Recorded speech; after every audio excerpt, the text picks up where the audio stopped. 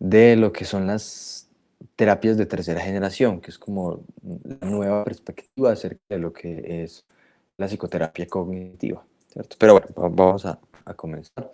Para que no se vea la pantalla borrosa, espero, voy a apagar mi cámara. Listo. Que la vez pasada, pues eso como que ayuda a que ustedes vieran bien la presentación. Esperen a ver si me funciona. Espero que sí.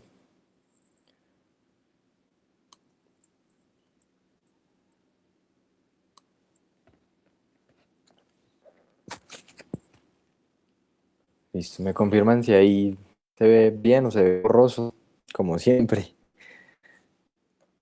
Profe, ¿se ve bien? Listo, perfecto. Bueno, pero estamos un poco mejor. Antes era quizás un 4 de 10. Cecilia es muy exigente a veces.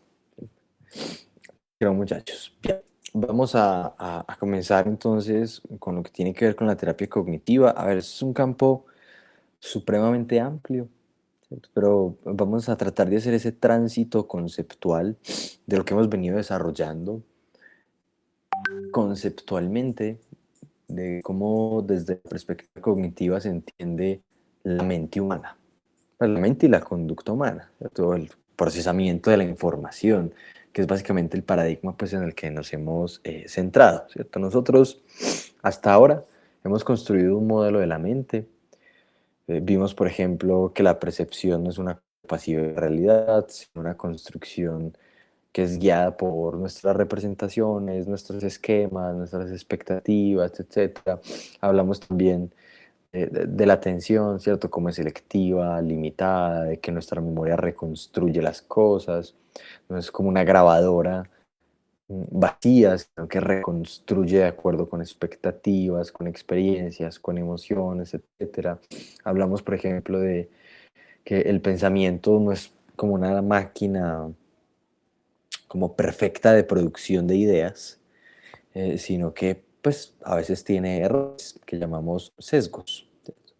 Y todo esto, digamos, como que nos ha dado una noción, una perspectiva acerca de cómo el ser humano procesa activamente la información y cómo construye significados sobre el mundo, ¿cierto? Cómo toma decisiones, eh, cómo, por ejemplo, se equivoca a veces de manera muy evidente en muchas cosas, ¿cierto? A partir de nuestros sesgos en el procesamiento de la información, cómo almacenamos los recuerdos de una manera muy específica.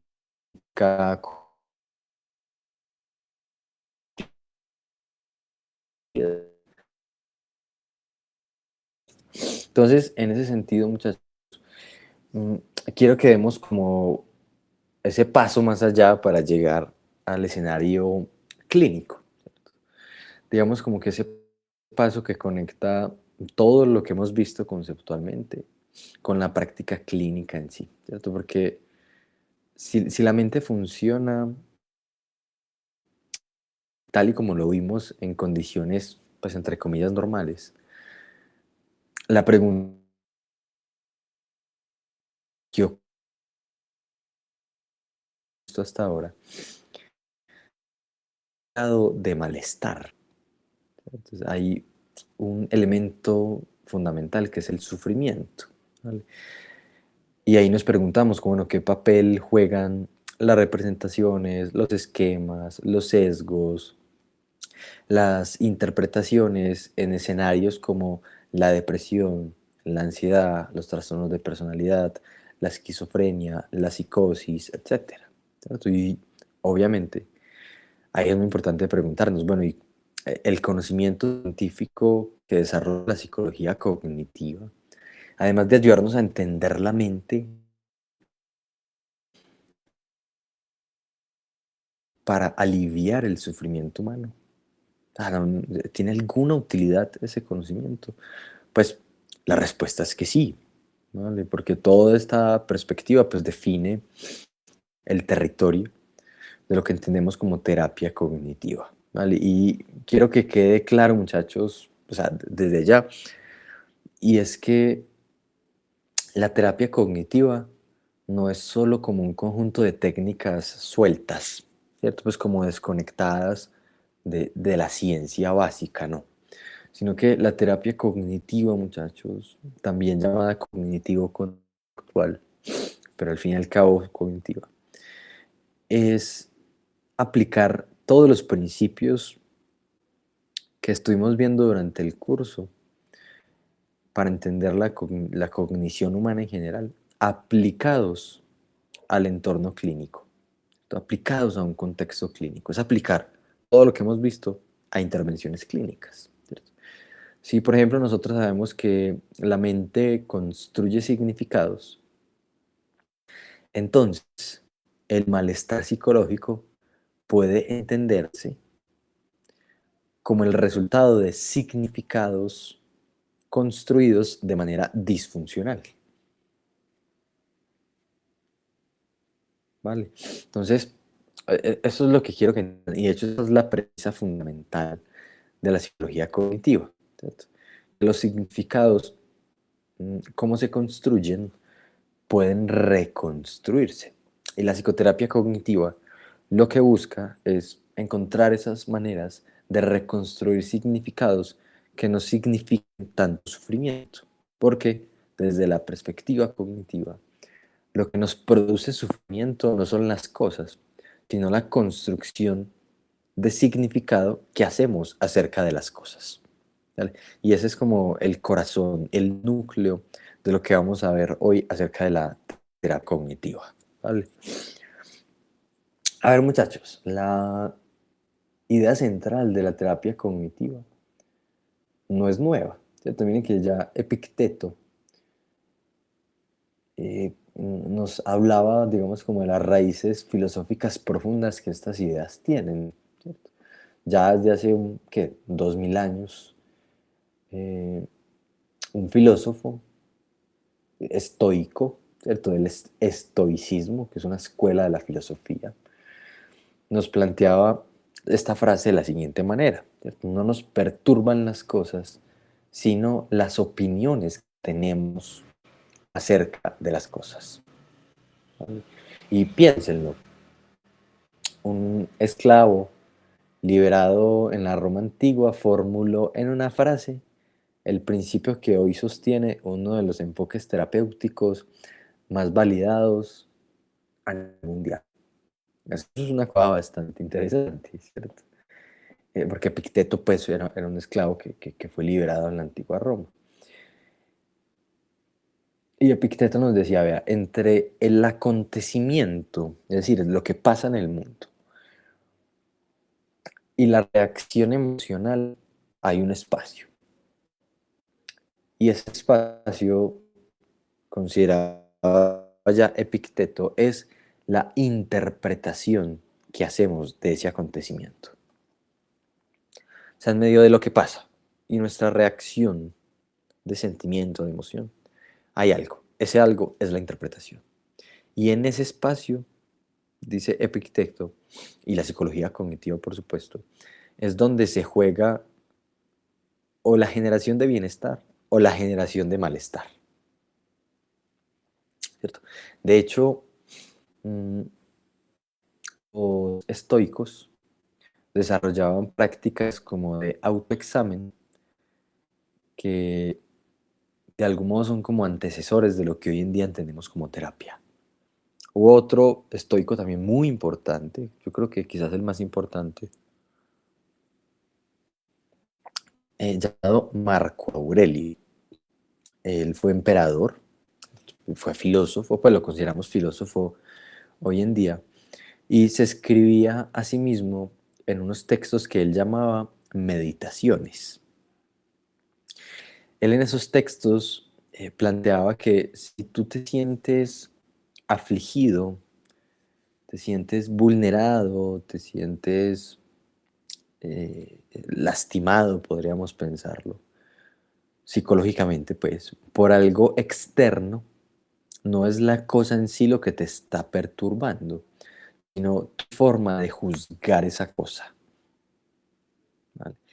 ¿Y qué dice Marco Aurelio? Y allí viene lo interesante. Y él dice, está en cada uno tiene el poder de borrar el juicio que hace de las cosas en este momento.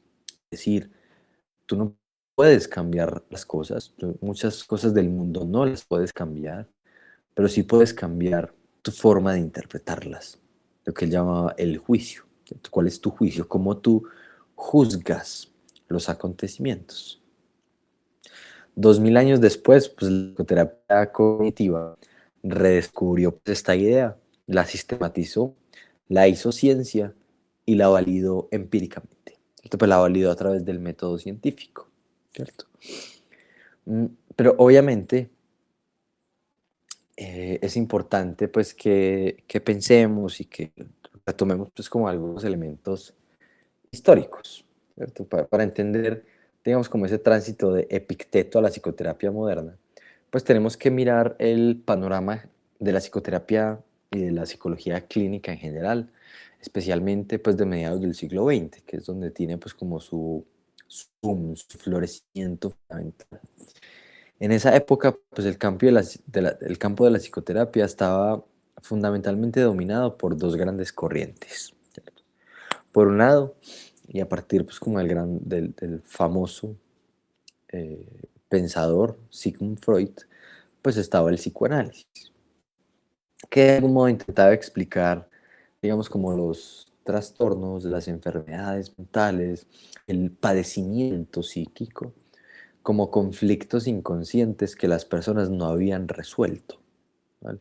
Y que estaban arraigados o que estaban vinculados a acontecimientos, bien sea fantasiosos o reales, de las experiencias infantiles, ¿cierto? A partir del desarrollo psicosexual infantil, complejo de Edipo y todo este tipo de cosas. Así que para los psicoanalistas, la terapia era larga, era costosa y difícil, bastante difícil de evaluar empíricamente, ¿cierto? Es decir, de demostrar sus efectos a partir, por ejemplo, de métodos experimentales, como lo plantean otros modelos terapéuticos. Entonces, se aleja un poco de ese método científico tradicional. Y por otro lado, muchachos, tendríamos el otro modelo terapéutico también famoso de aquel entonces, que es el conductismo clínico, que entendía los trastornos no como conflictos inconscientes, sino como patrones de comportamiento que las personas aprendieron a partir de experiencias previas, ¿cierto? A partir de ciertos aprendizajes estimulares, podríamos decir. Y por lo tanto, el conductismo nos proponía que para modificar estos comportamientos disfuncionales, pues debían utilizarse técnicas de condicionamiento, ¿cierto? Es decir, técnicas de aprendizaje, ¿vale? Ignorando, digamos, por completo un mundo supuestamente mental, ¿cierto? No es que el conductismo ignore las emociones, los sentimientos, etcétera. Eso es una falsa idea acerca del conductismo. El conductismo no ignora eso, pero el conductismo no cree que esos sean causales de conducta, no para el conductismo. Las emociones, los sentimientos, los pensamientos son conductas. No son causas de la conducta, sino que son conductas. Más adelante vamos a ver un poco como esa discusión relevante entre esos dos aspectos, ¿cierto? A partir, digamos, estos eran como los panoramas dominantes de la época. Incluso hay un texto muy bueno que se llama La rata o el diván, ¿cierto? De Eysenck, que digamos trata de ilustrar la discusión entre el psicoanálisis y el conductismo, ¿cierto? Digamos como aludiendo a sus símbolos, a sus elementos, pues como representativos, ¿cierto? Que es el diván para el psicoanálisis y la rata, las ratas experimentales de Skinner, pues como del conductismo. Ambos enfoques pues tenían virtudes, pero dejaban insatisfechos a unos nuevos pensadores, algunos clínicos. ejemplo, algunos decían, no, es que el psicoanálisis no tiene una validación suficientemente rigurosa. O el conductismo, decían, ignora ideas que para nosotros son relevantes, como centrarse en pensamientos, interpretaciones, creencias que los propios pacientes reportan. ¿Cierto? Mm, ¿Alguien iba a decir algo? Que escuché como que se activó el micrófono. Dale.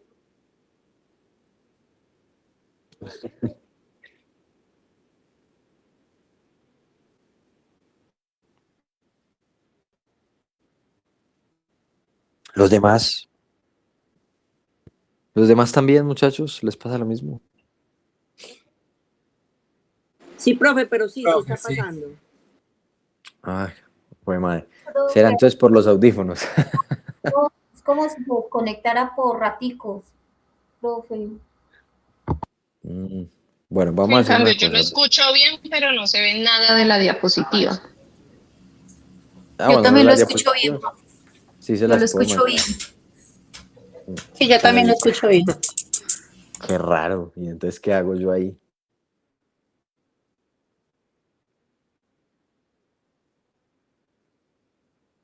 Vale. En 5 minutos vuelvo y reviso a ver cómo está la cosa. Si no, miro a ver si tengo otros audífonos y me miro a algo. Listo. Bien, muchachos. Entonces, estábamos contrastando un poco conductismo y psicoanálisis y hablamos de que algunos, digamos, clínicos comenzaron a estar insatisfechos con este panorama. Entre esos, pues encontramos uno muy representativo, ¿vale? Bueno, dos, en realidad dos psicólogos muy representativos, que son Albert Ellis y Aaron Beck, que son como los dos grandes autores de la terapia cognitivo-conductual más clásica. O sea, si usted quiere entender terapia cognitivo-conductual, estudie a Albert Ellis y a Aaron Beck, ¿vale? Que son pues como fundamentales. Sobre ellos se ha escrito muchísimo, hay institutos con el nombre de ellos, o sea, son como los emblemas, ¿cierto? O sea, son el Freud del enfoque cognitivo-conductual clásico. ¿Vale? Podríamos pensar pues de esa manera. Eh, Comencemos con Aaron Beck. Aaron Beck, muchachos, era psiquiatra estadounidense. Inicialmente se formó como psicoanalista, ¿cierto?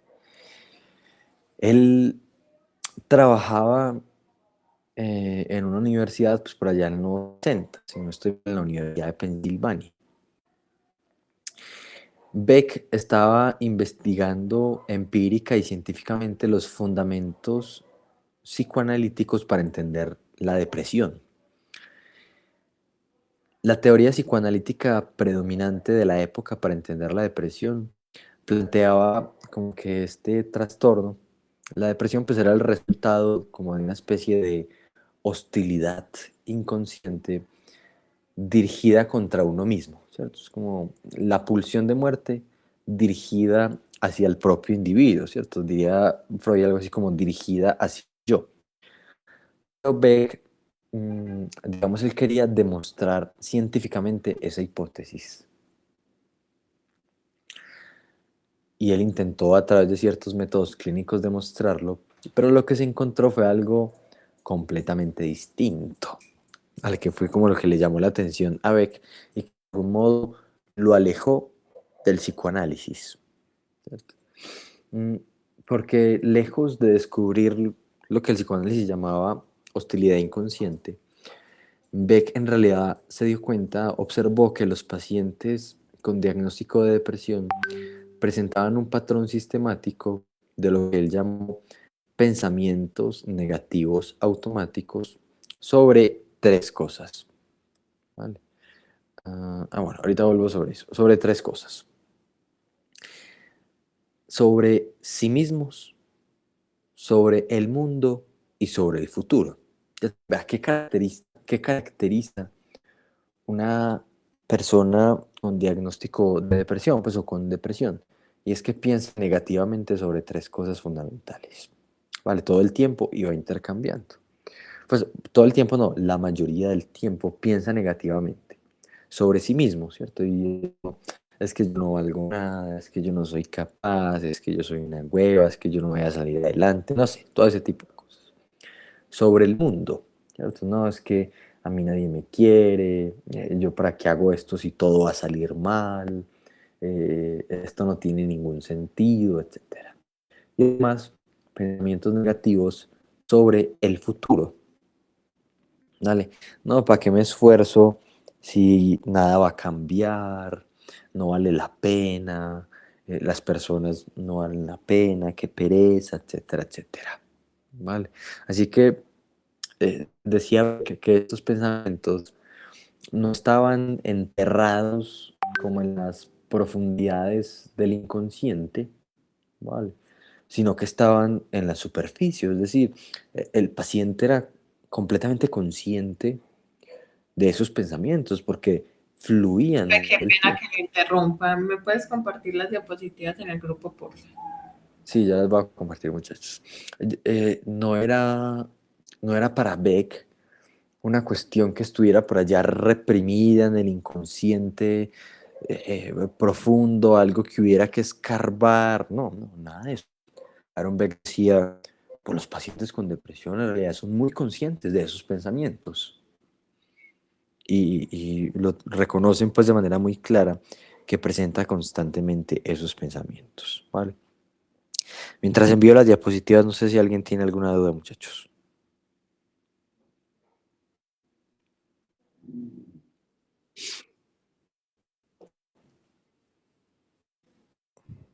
Cecilia, ¿ya me estás escuchando mejor o todavía se sigue cortando? Listo, hágale pues. Profe, hay una manito alzado de Nelson. Nelson, dale, que no estoy mirando la pantalla. Abra el micrófono tranquilamente. Sí, señor. Gracias. Profe, yo no tengo una duda, sino que, o sí, ahorita cuando usted mencionó a Epicteto y a Marco Aurelio, entonces, si entre el estímulo y la respuesta hay un espacio, ahí es Ajá. donde radica la libertad mía de elegir cómo sentirme. Mm. Es decir, no es lo que nos hacen los otros, sino lo que nosotros sentimos, el significado que le damos. Lo que nosotros hacemos con eso que nos pasa, Exacto. ¿cierto? ¿Qué sentido le damos? ¿Qué significado le damos al mundo? Para la terapia cognitiva y para la filosofía, pues en este caso que le da sustento, eso puede ser pues a su vez lo que nos puede atar, pero también lo que nos da libertad. Es decir, porque también podemos ser presas de esos pensamientos, ¿vale? Pero es efectivamente ahí donde está nuestro margen de maniobra, donde nosotros como psicólogos podemos intervenir y podemos cambiar la vida de las personas. Entonces, en ese escenario donde piensan, interpretan el mundo, dice pues el enfoque cognitivo clásico. ¿Vale? Pero de hecho les Profe, digo, dale. tengo una duda. Es que tú hablabas de que los pensamientos negativos sobre el futuro, hablando de la depresión, pero tengo Ajá. entendido que la ansiedad es la que va con ese pensamiento hacia el futuro, la depresión es lo del pasado. Entonces, mi duda es si hay esos pensamientos depresivos negativos sobre el futuro. Ujú. Sí, sí, sí, sí, a ver, lo que caracteriza la ansiedad es una sensación de incertidumbre sobre el futuro, ¿vale? No siempre es que todo va a salir mal, sino es una sensación de no saber qué va a pasar y no tener el control sobre el futuro, sobre los acontecimientos del futuro. Eso es lo característico de la ansiedad, ¿vale? Y claro, en ese escenario pues está la posibilidad de que las cosas salgan mal, pero es más una sensación que te abruma de incertidumbre, de no saber qué va a pasar y no saber qué hacer. en lo que caracteriza la depresión es de algún modo como esa certeza de que no vale la pena hacer nada porque todo va a ir mal. ¿Listo? Como esa sensación de parálisis porque las cosas van a salir mal. De hecho, lo que caracteriza la ansiedad es hacer de todo para intentar controlar el futuro, para intentar controlar lo que va a pasar. Como por ejemplo, sobrepensar. El sobrepensamiento es un intento por controlar lo que va a pasar en el futuro. Como la mente intenta estar preparada para eso. Porque cree que si está preparada, pues responde mejor, no se sentirá mal, etc. Y eso no es lo que caracteriza específicamente a la depresión. La depresión es, como todo va a salir mal, me paralizo. Entonces no me levanto de la cama, no voy a trabajar, no me baño porque las cosas van a seguir estando mal. Listo. Vale. Profe, Gracias, profe. Dale. profe, Alba, respecto a ese tema, lo que acabas de comentar, dime. yo conozco una persona así, pero uy, no, eso es muy duro. No le encuentra como sentido a nada, lo mismo que usted decía, prefiere estar en la cama, dice que pues que nada funciona, que nada le sale. No le gusta, pues como cuando entra en crisis, no le gusta socializar ni trabajar, solo quiere estar ahí tirado en la cama y ya. Eso es como Ajá. complicado. Sí, no, no es una tarea fácil, ¿cierto? No es una tarea fácil trabajar cuando la depresión es tan severa, ¿cierto? Y eso requiere un contexto muy específico. Y cuando la depresión es tan severa, inicialmente, desde la perspectiva cognitiva, se implementan un tipo de tratamiento que se llama activación conductual. Y es que, a ver, nosotros solemos tener la creencia de que debemos sentirnos bien para comenzar a hacer las cosas. Y lo que hacemos con ese tipo de pacientes es cambiarles un poco esa idea y es, tú no te tienes que sentir bien para pararte de la cama, para ir y hacer algo por ti. No, lo tienes que hacer para comenzar a sentirte bien. Entonces, es al revés. Yo no voy a convencerte de que todo está bien para que tú te pares y vayas y hagas las cosas, no. Tienes que comenzar a hacer cosas para comenzar a sentirte bien. ¿Vale? Entonces, es cada chip y es el tratamiento con mayor evidencia, el tratamiento de activación conductual con mayor evidencia en psicología para el tratamiento de la depresión, especialmente pues, cuando es tan severo. Incluso, en muchas ocasiones ha comprobado ser más eficaz que los tratamientos farmacológicos. Aunque para depresión sabemos que los tratamientos combinados casi siempre son los mejores. Alba, dale. Gracias, profe. Sí, respecto del comentario que hacía el compañero Nelson de este espacio para la interpretación, es muy importante la historia de vida de la persona, porque las interpretaciones que hacemos de las realidades creo que están condicionadas por las experiencias, por la crianza, Ajá. y no todos tienen como la capacidad de hacer un aterrizaje de los estados de la conciencia. Por eso creo que cobra importancia el apoyo terapéutico, porque muchas veces podemos darnos cuenta ya de una situación, problema en la que requerimos ayuda. Bueno, para los que logren hacer esa introspección antes de la crisis, del caos, pues qué chévere. Pero creo que la mayoría primero nos damos los totazos y luego hacemos la introspección. Pero sí, yo creo que estas interpretaciones están altamente condicionadas, hay muchas fortalezas en la mente Claro. que es a través de estos procesos terapéuticos que podemos como identificarlas y darles como un sentido a esto que de alguna manera nos ha condicionado en alguna etapa o durante años. Ajá. Pero creo que una buena o un buen direccionamiento terapéutico puede ayudar a cerrar ciclos incluso en edades avanzadas. Sí. Eso de lo que el acompañamiento pues, en edades avanzadas es un tema bastante complejo, ¿cierto? Pero retomando un poco lo que dices, tú dices algo muy cierto y es digamos, la interpretación, la construcción de creencias, de esquemas, depende de experiencias previas, ¿cierto? Es decir, eso no viene de la nada. A ver, también hay elementos fisiológicos importantes, ¿cierto? Es decir, pues hay depresiones que pueden ser causadas por enfermedades biológicas propiamente dichas, ¿cierto? A partir de toda nuestra vía neuroendocrino-inmunológica, ¿vale? Y eso ya lo sabemos. Por ejemplo, no sé si han escuchado hablar de la conducta de enfermedad. Es decir, cuando usted está enfermo, se comporta en muchas ocasiones como si tuviera depresión. ¿Cierto? Querer estar en la cama, pereza, no quiere hacer nada, muchas cosas, ¿vale? Y eso se debe pues como a muchos canales fisiológicos, pero usted en ese caso sabe por qué.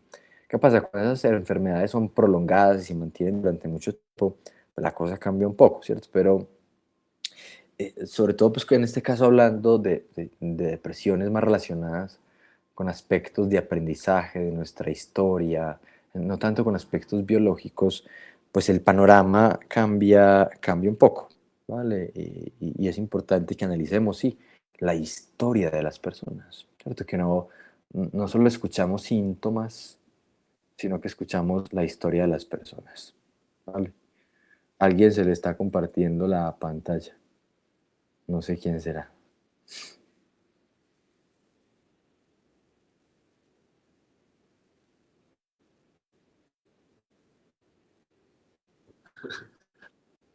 Dime.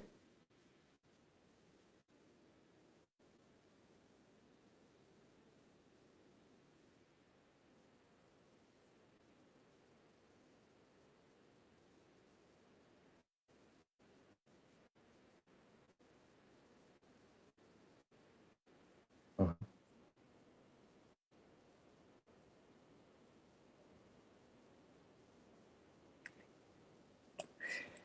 Sí, digamos, eso tiene sus limitantes, ¿cierto? Tiene unos limitantes importantes, pero el movimiento es una parte importante de la cura, bueno, la cura no, el tratamiento para los trastornos de depresión, ¿vale? Entonces sí tiene que ver, sí está relacionado, aunque obviamente pues con sus limitantes, ¿cierto? No es que si usted es triste se ponga a moverse y ya se le quita, ¿cierto? Pero es una parte importante de movilización y de ciertas sensaciones corporales, cómo cambian, digamos, como esa perspectiva.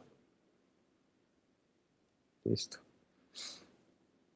Bien, ¿alguna otra duda, muchachos?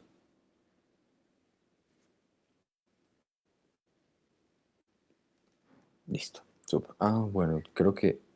Ah, sí siguen viendo mi pantalla. Vale. Entonces íbamos un poco conversando sobre Ellis y lo que él llamó como la triada cognitiva de la depresión, ¿vale? Y les hablaba un poco de ese descubrimiento, entre comillas, que hizo, perdón, Ellis no, Beck, que hizo Aaron Beck, de demostrar que hombre, la depresión para él dejó de ser una cuestión como del inconsciente. Él dijo, no, o sea, los pensamientos no están enterrados por allá en el inconsciente de las personas. De hecho, la gente está cansada de tener esos pensamientos todo el día.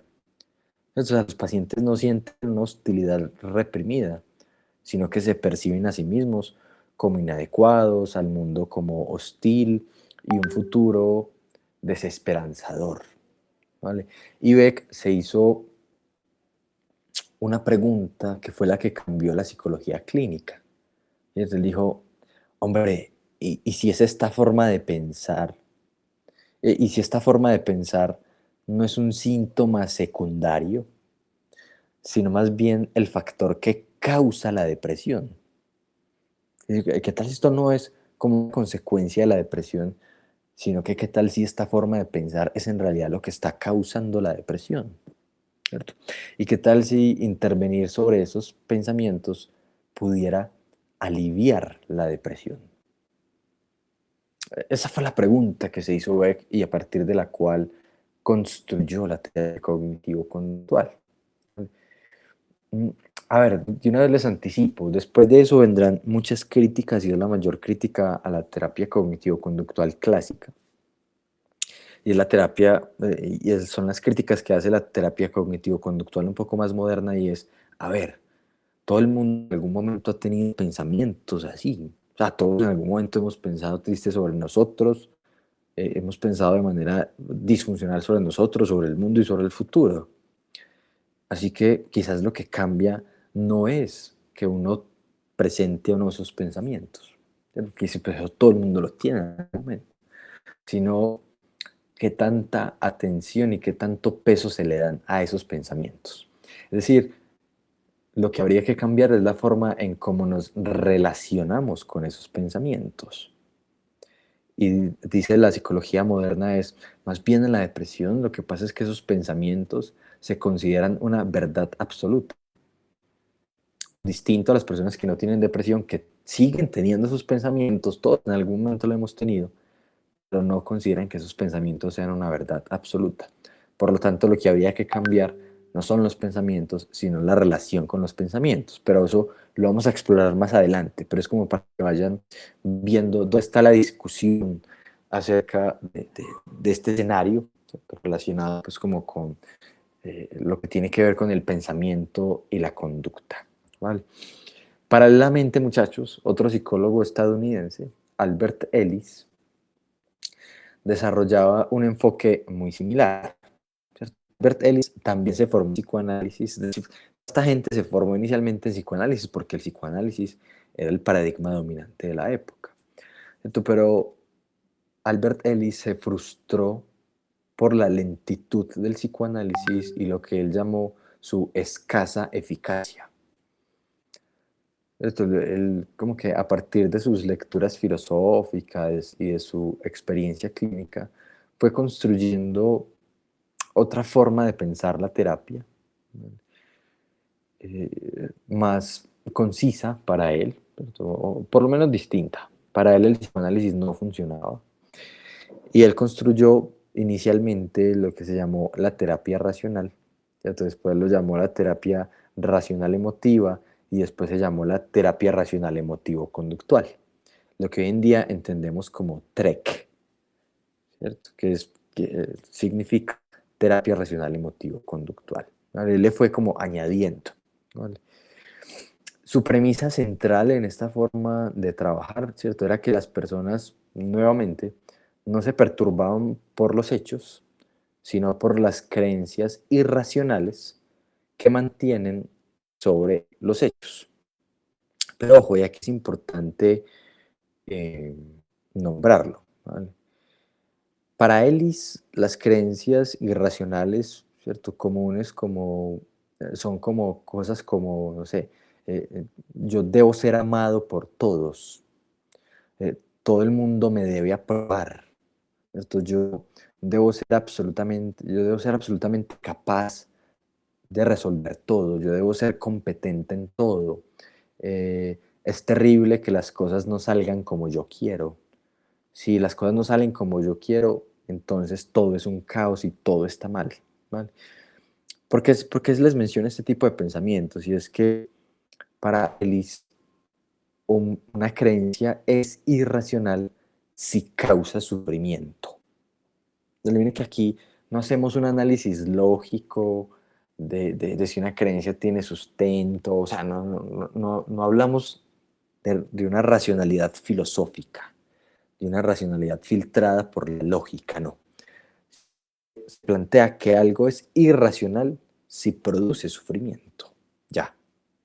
Eso es la definición fundamental. No hay que irse pues como a definiciones filosóficas más profundas al respecto. Pues, a ver, yo se los estoy diciendo de manera escueta y simplificada. No es que Ellis lo haya planteado así directamente, ¿cierto?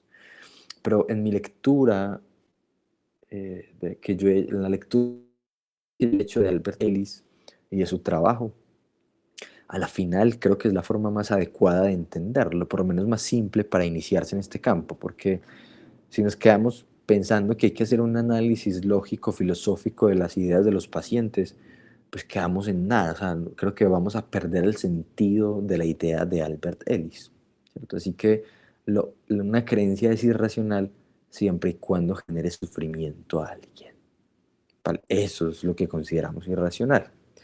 entre las que están esas, ¿cierto? Yo debo ser capaz de todo el mundo me debe aprobar, todo el mundo me debe amar, ¿cierto? Si las cosas no salen exactamente como yo quiero que salgan, entonces todo está mal, etcétera, ¿vale?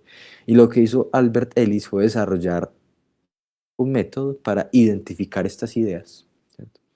Desafiar estas ideas y reemplazarlas por creencias un poquito más flexibles, ¿cierto? No tan rígidas, porque esa es una característica muy importante también, ¿cierto? Y es que esos pensamientos se toman como verdades absolutas y suelen ser muy rígidas, ¿cierto? Suelen estar relacionadas con extremos.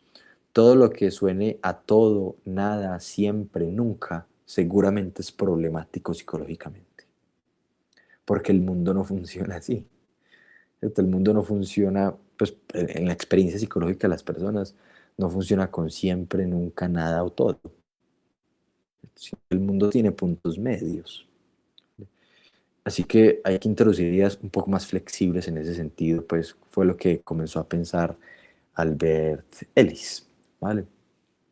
Beck y Ellis, muchachos, trabajando incluso de manera separada, ellos no trabajaban pues de manera conjunta, llegaron a conclusiones muy similares, ¿vale? Los pensamientos y las creencias juegan un papel fundamental en el sufrimiento humano. Esa es la idea fundamental a la que ellos llegaron, ¿vale? Y de allí viene el aspecto ya más técnico, y es entonces intervenir sobre esos pensamientos va a producir alivio, ¿cierto? Si eso es lo que causa sufrimiento, los pensamientos disfuncionales o irracionales, pues entonces si yo cambio esos pensamientos, el sufrimiento también va a cambiar, ¿vale? Y los trabajos y las ideas de cómo estos pensadores pensaron que, estos pensadores pensaron, sí, lo podemos dejar así, que esto se podía hacer, sentaron las bases de lo que hoy conocemos como terapia cognitiva. Y más ampliamente, pues terapia cognitivo-conductual, ¿vale? Uno de los aportes más influyentes de Beck es el que pueden ver en pantalla, si es que lo pueden ver, si no lo pueden ver en las diapositivas que les mandé en la página número 6, que es lo que les anticipaba ahorita, ¿cierto? La triada cognitiva, que es probablemente la teoría más importante de la depresión en la historia de la psicología, pues desde mi perspectiva, ¿vale? Beck observó que el pensamiento de un paciente deprimido, muchachos, se caracteriza, como les decía ahorita, por una visión sistemáticamente negativa de tres cosas, ¿cierto? El sí mismo, soy un fracaso, yo no valgo nada, yo soy muy feo, soy un incompetente, yo no sirvo para nada, etcétera, ¿vale? Una visión negativa, sistemática del mundo. Nadie me quiere, este mundo es una mierda, todo es hostil, todo el mundo me quiere hacer daño, etcétera, ¿vale? Y sobre el futuro, pues no, es que de esto no hay salida, ya no se puede hacer nada, por mucho que yo me esfuerce las cosas nunca mejoran, etcétera, ¿vale? Pero esta triada, muchachos, que planteó Beck, no es como una simple consecuencia de sentirse triste para Beck. Entonces, es decir, no es que yo piense así porque me siento triste, no, para Beck, ¿vale? Este es el factor que mantiene y profundiza la depresión. Es decir, el pensamiento negativo genera emociones negativas y a su vez refuerzan el pensamiento negativo. Y esto crea como una especie de círculo vicioso. Entonces, si yo pienso mal sobre mí, eso me genera sentirme mal sobre mí. Y si yo me siento mal sobre mí, pienso mal sobre mí. Y es un círculo vicioso que se retroalimenta todo el tiempo, ¿vale? Profe, eso es lo que más adelante se llama como metacognición, de estar pensar en lo que estoy pensando. Pues yo sé que lo llevan La más a metacognición la es una psicología del capacidad. desarrollo. Ajá. La metacognición es esa capacidad, sí, de pensar acerca de nuestro pensamiento, y lo que hace la terapia cognitiva, ¿vale?, es echar mano de esa habilidad, ¿vale? Entonces, claro, esa habilidad puede llevarte por buenos o por malos caminos, ¿cierto? Si yo soy constantemente pendiente de que mi pensamiento es negativo, de que yo pienso mal sobre mí, me siento mal y así, ¿vale? Y se vuelve un círculo vicioso. Lo que hacemos en terapia cognitiva es efectivamente cambiar ese ciclo metacognitivo. Entonces, ahí está el proceso de metacognición y lo que hacemos es intervenir ese proceso de metacognición. ¿Vale? Entonces, muchachos, uno, digamos, como de los aportes más influyentes de Beck, conjunto con Ellis, fue sistematizar la relación entre el pensamiento y la emoción. Es decir, ambos pensadores, ambos autores, utilizaron un esquema que ha pasado a la historia de la psicología y esto es fundamental que prácticamente se lo memoricen. Que incluso creo que ya en un momento hablamos sobre eso. Y es lo que ellos denominaron como el esquema ABC, ¿cierto? O el modelo ABC, ¿vale? Ellos lo planteaban de la siguiente manera. Ellos decían, vea, esto es como una cadena de eventos, ¿cierto? Una cadena de cómo suceden las cosas. Entonces dice, vea, está la cadena ABC. Es decir, primero está A, y A significa acontecimiento activador. ¿Cierto? Es como que cualquier situación o evento que ocurre, ¿cierto? No sé, una pérdida de un pariente, una pérdida de un trabajo, una ruptura amorosa, un accidente, un diagnóstico de una enfermedad, etc. Después de eso viene la B, ¿cierto? Que significa creencia, ¿cierto? Pues es en inglés, ¿cierto? Modelo ABC, ellos hablan inglés. Entonces hablan de beliefs, ¿cierto? Pues creencias.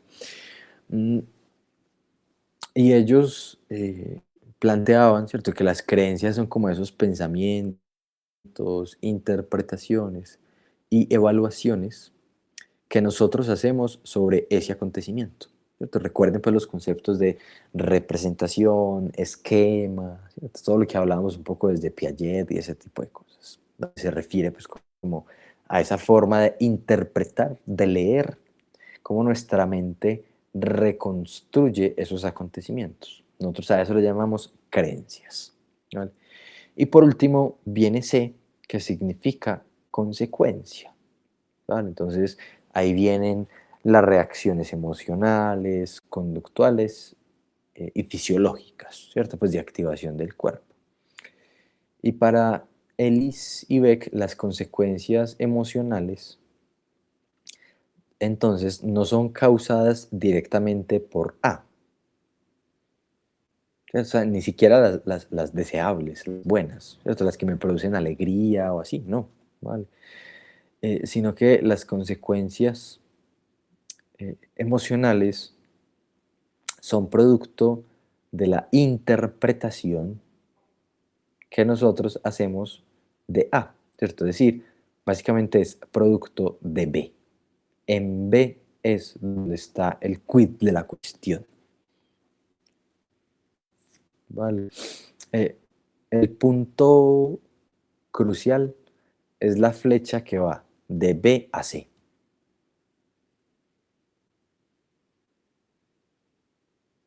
Dos personas pueden enfrentar exactamente la misma situación, como, no sé, perder el parcial de enfoque cognitivo y reaccionar de maneras opuestas, ¿cierto? Un estudiante puede perder y recibir la nota como, bueno, esto es una oportunidad para mejorar, significa que debo estudiar más.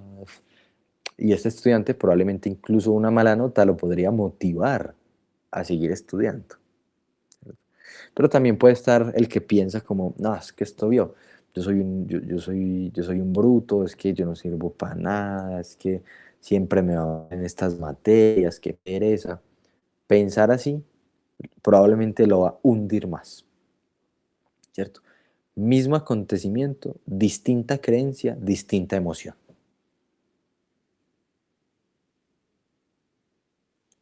¿Vale? Y aquí, muchachos, pues hay un principio muy interesante, ¿vale? Y es lo que llamamos el principio de la especificidad de contenido cognitivo, que quiere decir que distintos trastornos psicológicos se caracterizan por distintas formas de pensar. Entonces, por ejemplo, la mente deprimida piensa en términos de pérdida, fracaso y de esperanza. Todo lo evalúa de esa manera. ¿Cierto? De hecho, por ahí tengo un experimento muy interesante. Es que no lo recuerdo exactamente. Pero, por ejemplo, a un grupo de personas, cogían un grupo de personas, la mitad tenía diagnóstico de depresión y la otra no. Se los voy a contar más o menos como lo recuerdo, pero fue un experimento real. Y, por ejemplo, a unos les decían que por favor recordaran una serie de frases que les iban a decir. Entonces, entre las frases estaban, por ejemplo, el profesor se refirió, el profesor no, pongámoslo más simple, el jefe se refirió al desempeño del trabajador. Entonces le decían, memorices esa frase. ¿Vale? Y después, por ejemplo, también le daban otra frase como, el médico habló de la condición de salud de esta persona. Y unas semanas o días después le preguntaban a las personas acerca de las frases, pues, como dígame exactamente las frases tal y como usted las recuerde.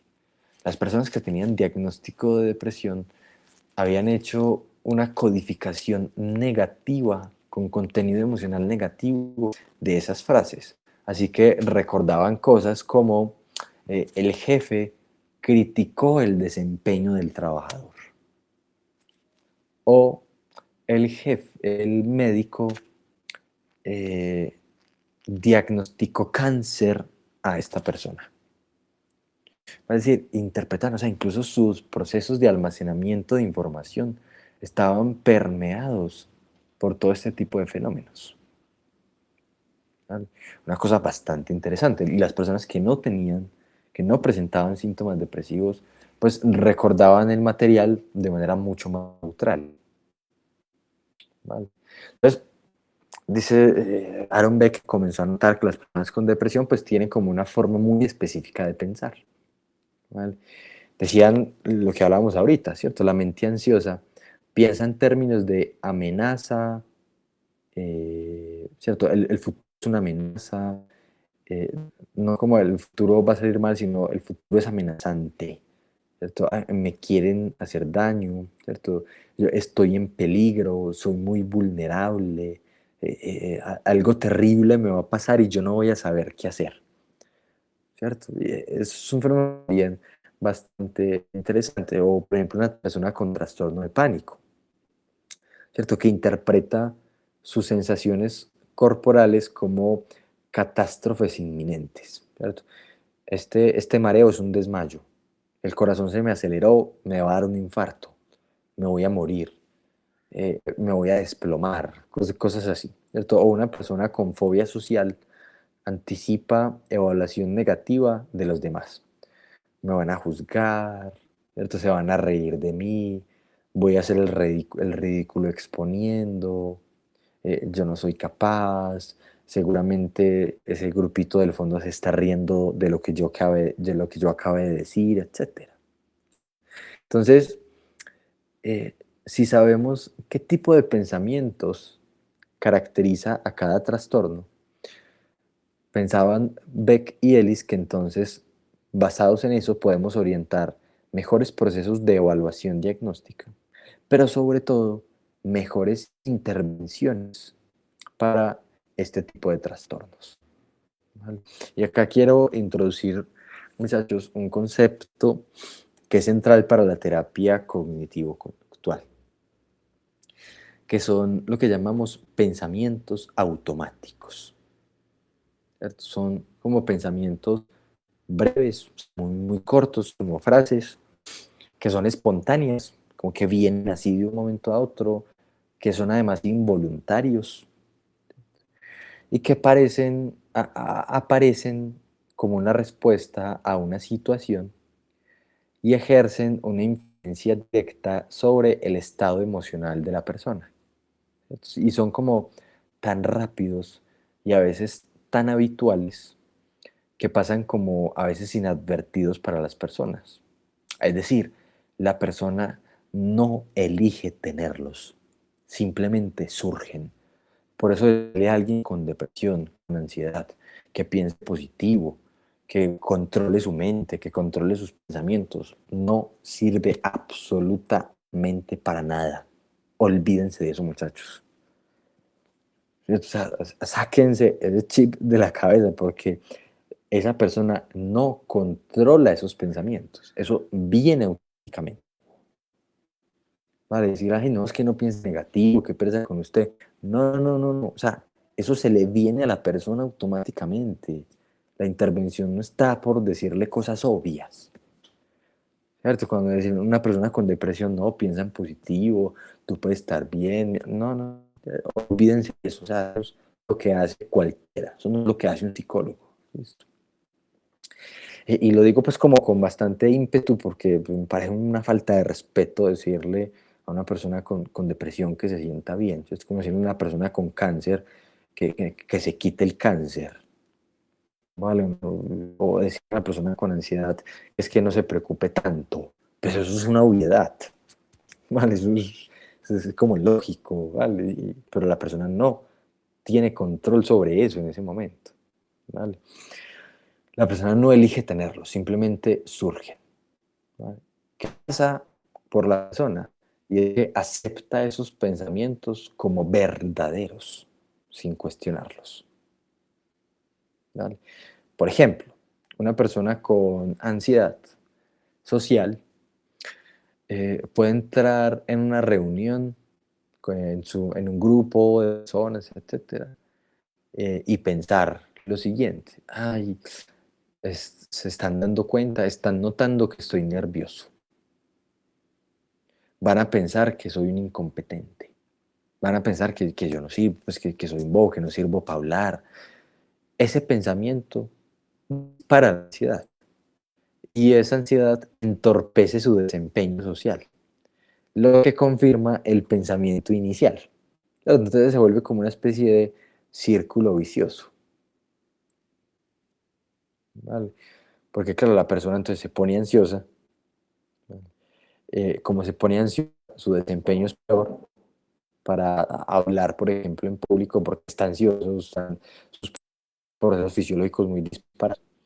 ¿Vale? Y como su desempeño es peor socialmente, pues confirma lo que entró pensando. Es como, yo hablaba con un compañero la vez pasada acerca de un fenómeno muy interesante que él me comentaba de un caso clínico que le pasaba a un paciente. El paciente decía como que todos los vecinos lo miraban mal. Entonces como que estaba muy aburrido en su barrio, etc.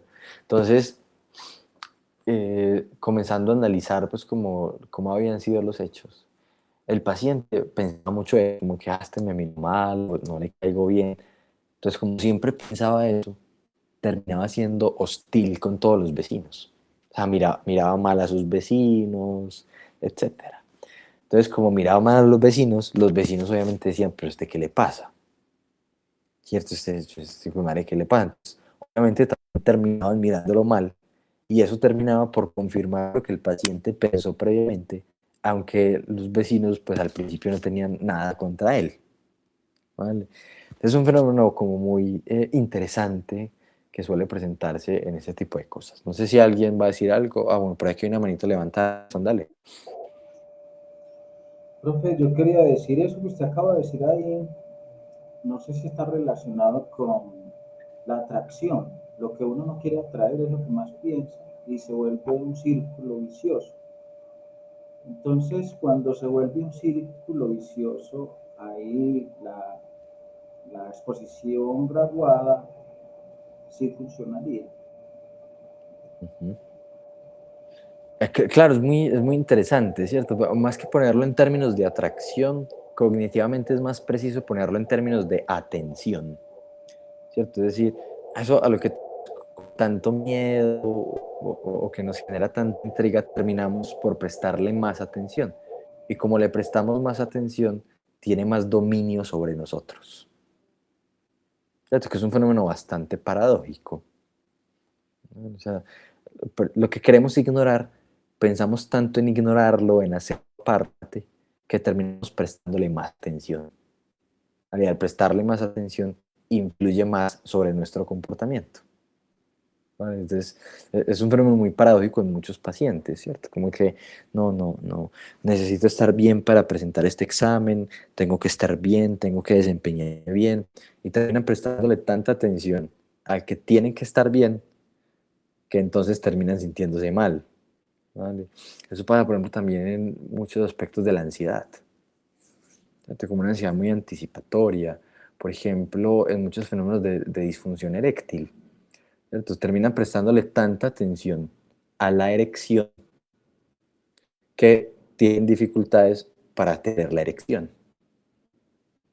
¿Vale? ¿Por qué? Porque es incompatible el placer con esa tensión constante. O sea, usted no puede sentir placer si usted se siente tenso, ¿vale? Si usted siente que tiene que desempeñarse súper bien, etc. Entonces, su atención se va tanto a que tiene que mantener la erección que termina distrayéndose del placer, que es lo que le genera la erección, ¿vale?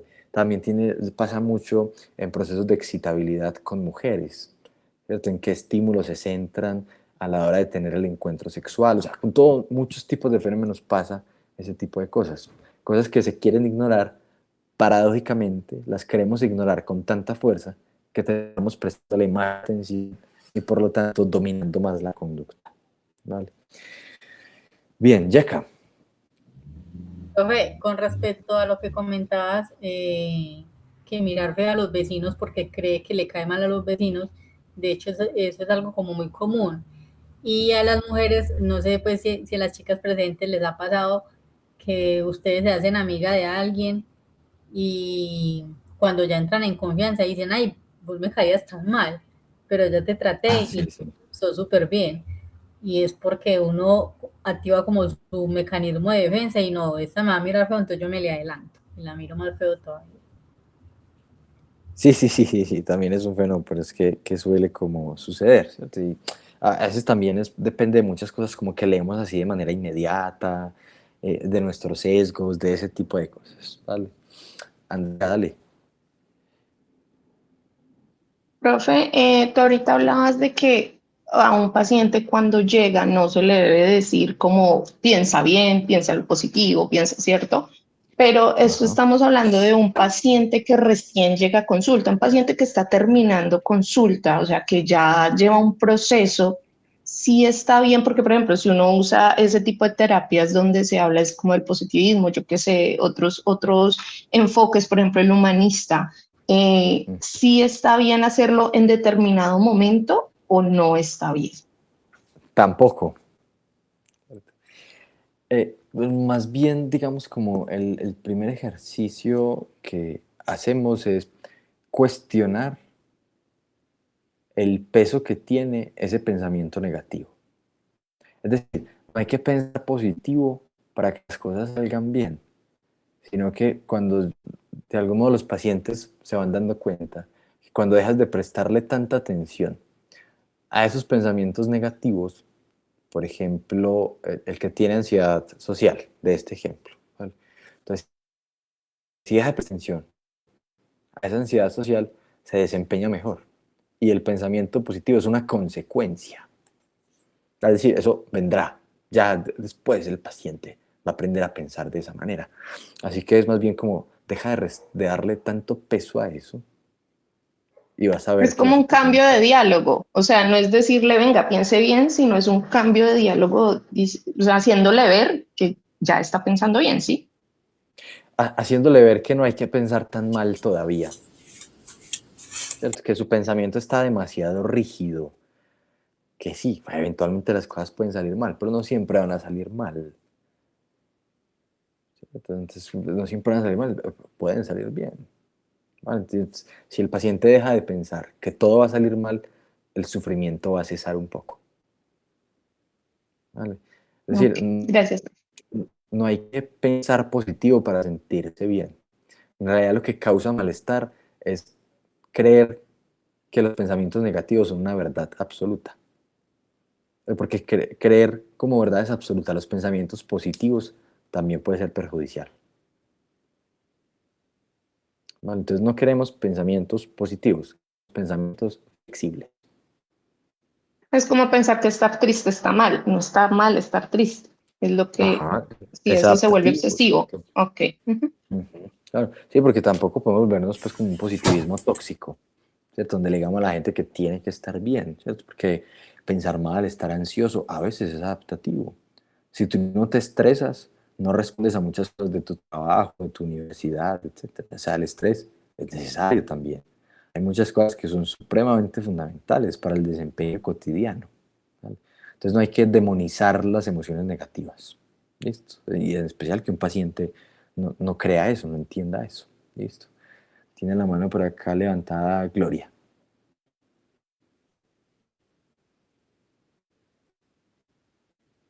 Sí, profe, pues yo tenía la misma como idea en la cabeza de mi compañera que acabo de hablar, Andrea. Ujú, Pero bueno, una de las cosas porque uno se encuentra todos los días con ese tipo de personas, ese es el diario vivir.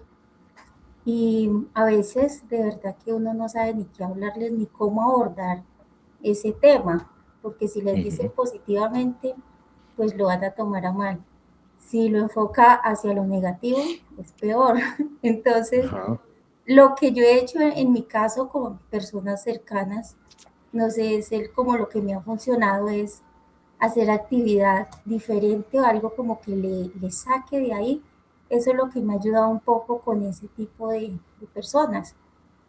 claro, Sacarlos a una actividad, hacer deporte, a caminar, a veces solo a claro, caminar sin igual, hablar. Eso es lo igual que me ha muchachos. funcionado.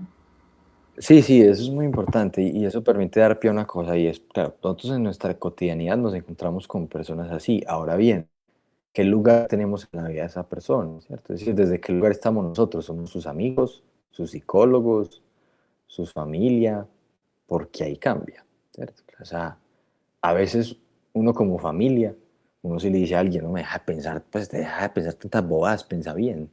Ah, mira que hay otras cosas por ver, pero porque la relación es de familia o de amigo y la cosa cambia. Ahora, como psicólogo es otra cuestión, ¿cierto? Entonces también desde el lugar en que estemos, y a veces hay que entender que como amigos, pues nuestra labor es distinta a si somos psicólogos, ¿cierto? Y a veces como amigos podemos hacer cosas muy distintas, escuchar y decir, hombre, vení, pues yo no tengo la solución, podemos tomarme un tinto, pues ya, o sea, no. Pero como psicólogo su postura va a ser otra. Entonces sí, sí, depende pues también como de qué se asuma para ese momento. Listo. ¿Alguna otra duda, muchachos? Pues vi que a varios como que habían levantado la mano y la bajaban, no sé si alguien va a decir algo más. Profe, pues yo iba a decir, es que esa mano se me baja, yo no sé. Eh, que creo que en cuanto a los pensamientos es más observarlos, ¿no? Y como dirigir a la gente a que los observe, a que mire, venga, Ujú. yo, porque esto, porque como sabemos ya en lo que hemos estudiado que muchos pensamientos están ahí en automático, muchos no se dan ni cuenta qué es lo que están pensando, pero de acuerdo a lo que están pensando, pues así mismo se sienten, así mismo miran a la gente, así mismo interactúan. Ajá, Entonces, de acuerdo a eso, es como más sencillo decirle, ven, pues observa tus pensamientos, por qué te sientes así, por qué te sientes triste, qué estás pensando para que te sientas triste. Entonces es ujú. más un tema de observación, ¿no, profe? Sí, sí, sí, sí. Inicialmente la persona debe hacerse consciente de esos pensamientos y de hecho es una de las primeras estrategias terapéuticas que utilizamos, ¿cierto? Que lo llamamos registro de pensamientos automáticos, que es una tarea que les voy a dejar para la próxima clase, ¿cierto? Pero antes de eso, Aide.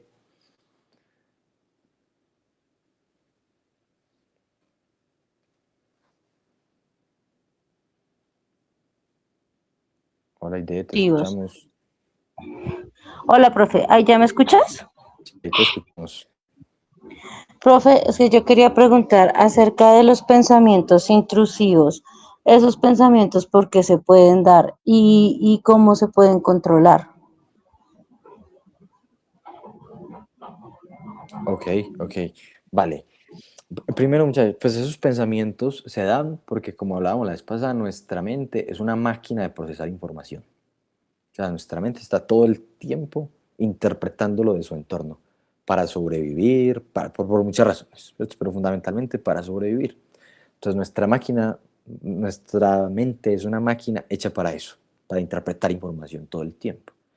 Tanto que muchas cosas se hacen de manera automática. Entonces, a eso nos referimos como con pensamientos intrusivos, ¿cierto? Pensamientos que devienen pues como inmediatamente sin que la persona sea consciente de ello. Ahora bien, esos pensamientos muchas veces no se controlan, ¿cierto? A veces, y yo creo que ya se los he dicho, a veces nosotros tenemos la idea de que nosotros le enseñamos a la gente a controlar las emociones, no, o a controlar su pensamiento, no.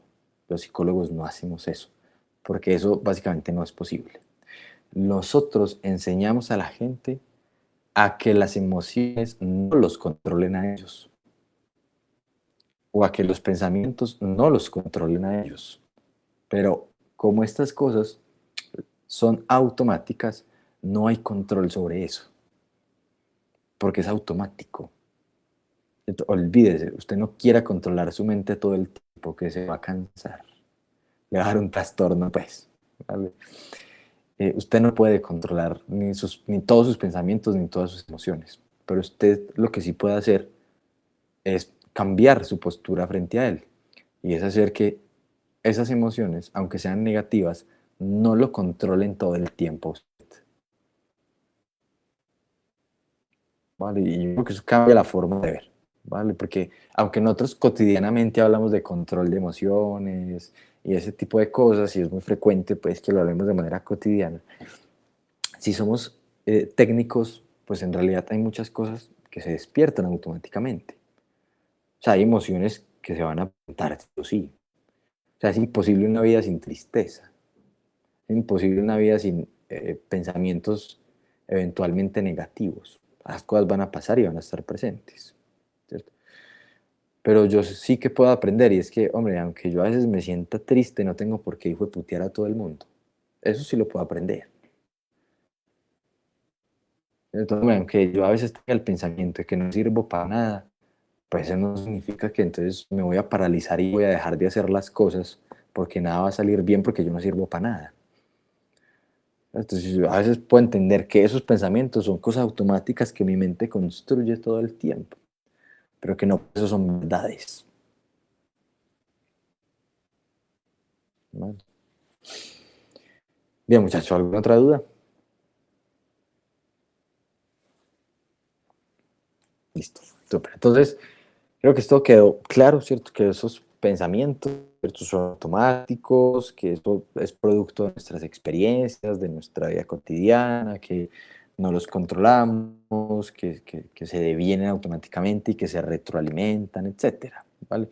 Y que de hecho esa conexión la vimos en la clase anterior, ¿cierto? Los pensamientos automáticos no son aleatorios, sino que reflejan los mismos sesgos que estudiamos también en el pensamiento normal, pero llevados al extremo. O sea, piensen, por ejemplo, una persona deprimida que comete un error y piensa, lo arruino todo, está sobregeneralizando.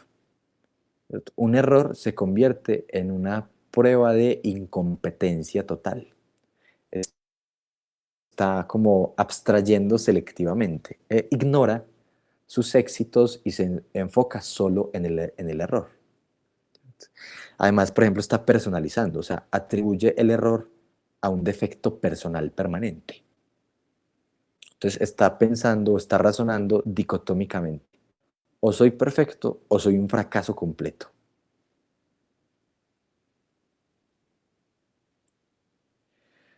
¿Vale? Entonces, claro, eso implica pues, un desgaste todo el tiempo. Allí hay un pensamiento sesgado. ¿Vale? Entonces, ¿y qué hablábamos la vez pasada? Los sesgos son procesos automáticos. Nadie es libre de los sesgos. Y es igual en este caso. ¿Qué pasa?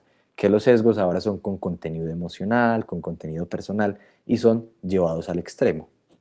¿cierto? Y para que las personas lleguen a decir, soy un fracaso porque no saqué 5. Todo debe ser bien, ¿cierto? O piensen en un dicho de madre muy colombiana, ¿cierto? Que probablemente alguna vez en su vida hayan escuchado.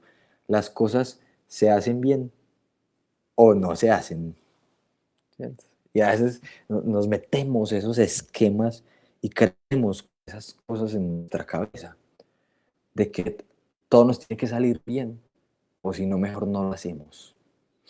Y eso nos puede llevar a paralizarnos, sobre todo en procesos de aprendizaje, porque para aprender las cosas no van a salir bien. Cuando estamos aprendiendo nos vamos a equivocar, ¿cierto? Y no todo tiene que ser perfecto para que estemos bien, ¿no? Pero a veces nos criamos y crecimos con ese montón de ideas, ¿cierto? O yo tengo que complacer al otro para que me quiera, ¿cierto? El amor se gana, por ejemplo, eso es una idea también, ¿vale? O el otro tiene que ser perfecto para estar conmigo, o yo tengo que ser perfecto para que el otro me ame, cosas así, ¿vale? Que a veces son muy introyectadas por nuestra experiencia cultural. Listo. Andrea vi que estaba levantando la mano, no sé si la bajó, se le bajó, ya no va a decir nada. Es que me acordé, profe, de ese dicho que o sea, en mi casa lo decían, las cosas se hacen bien o no se hacen, y en esta casa no hay posibilidad de no hacerlas. Ese era el dicho completo en mi casa. Ok, Entonces eso genera un peso de que tiene que ser perfecto y tiene que hacerse. ajá. Y eso muchas veces lleva a la parálisis, ¿cierto? Por ejemplo, a veces a los niños también, ¿cierto? Creer que pues el dibujo tiene que estar perfecto, entonces lloran, o cuando uno siente la angustia, cuando tiene que escribir un ensayo, ¿cierto? Lo que yo llamo con los estudiantes la angustia de la hoja en blanco, ¿cierto? Porque es esa idea de que tengo que escribir perfecto desde ya, entonces me da pereza, me da incomodidad empezar. Entonces terminamos postergando, ¿cierto? Posponer, posponer, posponer, lo que llamamos procrastinar. Procrastinar durante mucho tiempo se pensaba que era un problema de gestión del tiempo, pero en realidad es un problema de gestión emocional, porque empezar tareas es incómodo. Pensar en tareas que llevan muchos pasos es incómodo. Entonces, empezar algo imperfecto, algo que no sabemos, que no entendemos, es incómodo. Entonces preferimos actividades que son más cómodas, ¿cierto? Coger el celular un ratico, entonces voy a algo, me preparo el tintico y así voy postergando y postergando y postergando y termino a la final súper embalado, ¿vale? Entonces es algo, digamos, como bastante frecuente, muchachos. Bien, muchachos, sé que ya está tarde, seguramente están bastante cansados.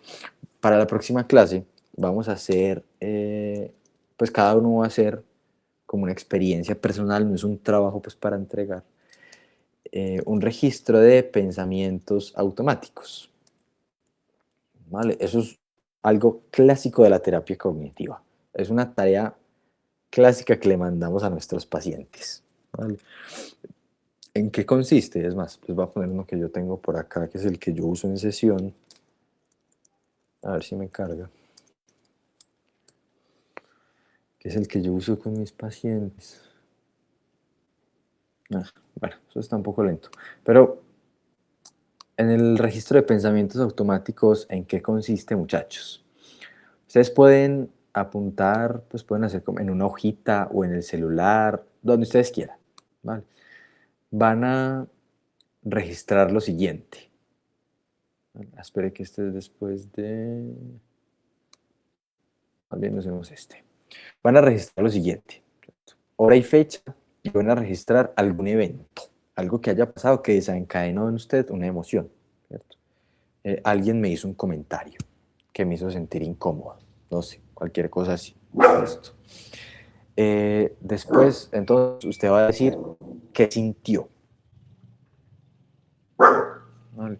Y qué pensamiento acompañaba esa emoción. Esperen, muchachos, que el perrito está un poquito acá alterado, ¿cierto? Hubo un acontecimiento que desencadenó una emoción de miedo. Un segundo. Un segundo, muchachos.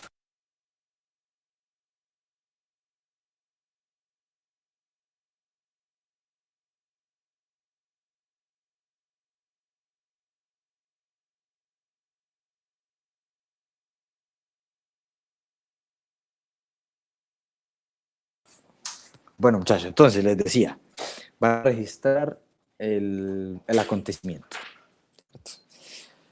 Van a registrar el pensamiento, es decir, qué se dijo su mente a sí misma inmediatamente tal y como lo haya pensado en ese momento.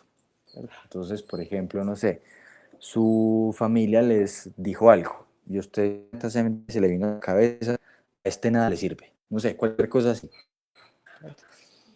Y van a poner qué sintieron en ese momento, o sea, cómo se sintieron, ¿vale?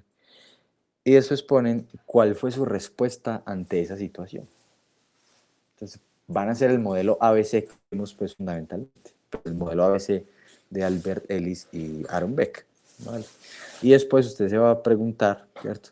¿Qué pruebas tiene usted para ese pensamiento? Es decir, ¿qué pruebas de la realidad, del mundo real tiene usted para sustentar ese pensamiento? ¿Y qué pruebas tiene en contra de ese pensamiento? ¿Listo? Entonces supongamos, yo llegué, mañana llego al trabajo y el jefe no me saludó como siempre. Entonces yo pensé, está bravo conmigo, algo hice mal, la cagué. Eso me produce ansiedad. Que no, pucha, ¿qué habré hecho? ¿Qué pasó? Ya el jefe me está mirando feo, me van a echar del trabajo, etcétera, etcétera. Entonces eso me hizo sentir triste, ansioso, preocupado, no sé, cualquier cosa, ¿cierto? Y pensar qué pruebas tengo a favor de eso. Bueno, pues el jefe siempre me saluda formal, pero hoy no me saludó tan formal. ¿Qué pruebas tengo en contra? Pues no me han dicho nada, no me llamó la atención, yo he hecho bien las cosas, no sé. Van a pensar como ese panorama y van a registrar unas 2 o 3 experiencias en la semana de ese tipo de cosas. ¿Listo? Y pues quien quiera, quien desee, comparte como lo que haya recogido la próxima semana y con eso continuamos entonces la próxima semana, muchachos. ¿Listo? Pregunta, comentario, observación, insulto, pensamiento automático. Cecilia, dale.